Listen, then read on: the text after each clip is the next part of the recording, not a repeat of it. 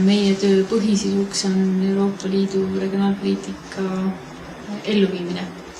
Ja see tähendab siis seda, et Euroopa Liidu kõik regioonid saavad Euroopa Liidult toetust ja keegi peab siis selle toetuse sisu nendega läbi rääkima, kokku leppima, vaatama, et kõik saaks tehtud ja lõpuks hiljem aru anda. See on see, millega see maja siin tegeleb. Ja regionaalpoliitika on tegelikult väga lai poliitikavaldkond, et ta toetab nii haridust, teadust, ettevõtluse arengut, aga samal ajal ka teedeehitust, veepuhastusjaamade tegemist, haiglate korda tegemist või seadmetest. Need valdkonnad on väga laiad, millega me siin tegeleme. Et valdkond on sama, mis see, millega me Eestiski tegelesime, aga siin siis muidugi tuleb hoolitseda mitte selle eest, et Eestis Euroopa Liidu regionaalpoliitika oleks korralikult ellu viidud, vaid terves Euroopas. Ehk siis ma pean oma igapäevatöös tegelema mitte ainult Eesti, vaid ka näiteks Itaalia või Hispaania probleemidega.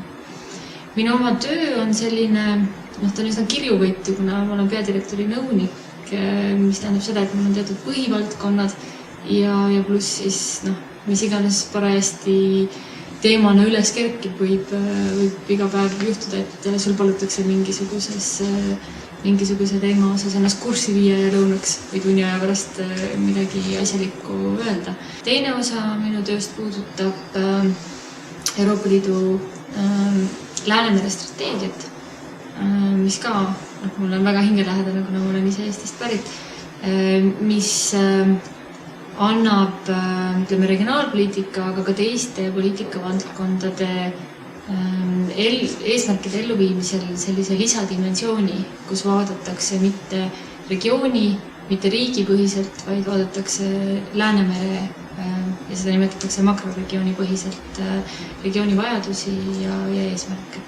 Kipub niimoodi olema, et need, kes oma programmidega ise väga hästi hakkama saavad, mida Eesti tegelikult saab, siis nendega väga palju muresid ei ole, peadirektor nendega tegelema ei pea.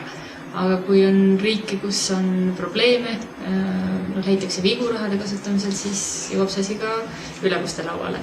Nii et eks see käib niimoodi hooti, aga ma arvan, et Eestiga, Läänemere strateegia kaudu loomulikult on Eestiga mul rohkem kokkupuuteid, aga üldiselt ikkagi tuleb kursis olla ja kogu aeg suhelda enam-vähem kõigi Euroopa Liidu liikmesriikidega, võib-olla vähem just nende päris rikaste riikidega, kes regionaalpoliitika toetust saavad lihtsalt väga vähe ja kellega siis on vähem asja arutada.